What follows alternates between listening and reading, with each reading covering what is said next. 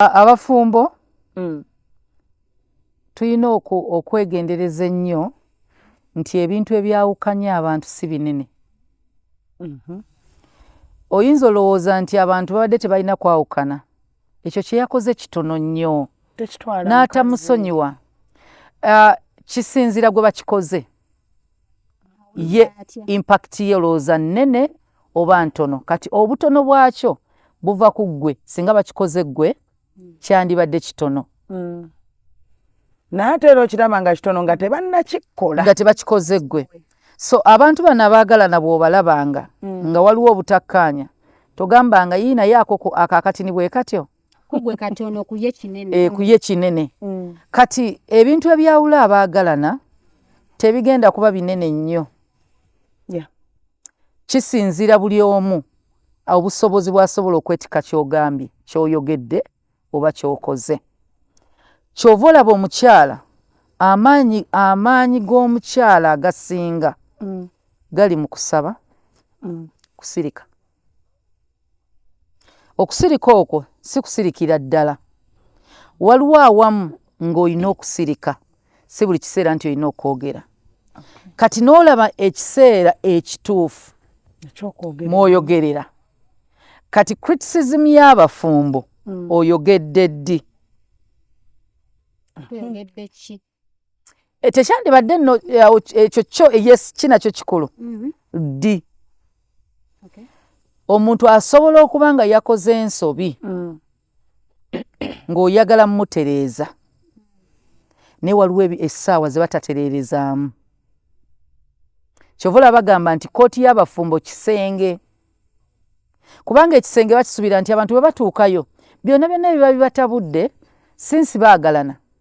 Bagenda kufuna akaseera ak'okubeera bombi, nga waliwo that time eyo nti bagenda kubanga kati mwami na mukyala intimately.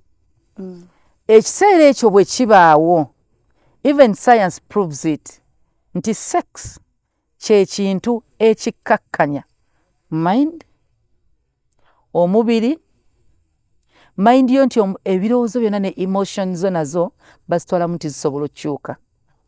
Kati nti ekyo ekiseera kye bagamba nti leeterawo ensonga yo after yanje ensonga ku mmeeza munno kati yakkakkanye kubanga ekikolwa kyabaddemu kimukkakkanyizza, era bw'aba abadde akunyiigidde asobola okuba nga essanyu likomyewo. Nti mu bafumbo kyovula Katonda ye sinsi ye kwe kumanya ekikolwa kino kirina kubeera mu confinements z'obufumbo kubanga kirina bye kikola. Ekimu ku byo kiyamba abantu bano ababiri okuddawo okutereera. Kati ekintu ekyo lwaki bagamba nti eyo time ejja kukola buli kimu kati akiggyeko bwe buba busungu bukakkanye. Kubanga tebadde rape. Rape omuntu aba alina obusungu gwe barapinga alina obusungu, kitegeeza omukase still tannakkiriza, so mind ye era tennaba kati agenda kivaamu era ng'alina obusungu. Kati bwe baba bakkiriziganyizza kitegeeza bano ababiri bamaze eddogonjola ensonga, kati bali calm.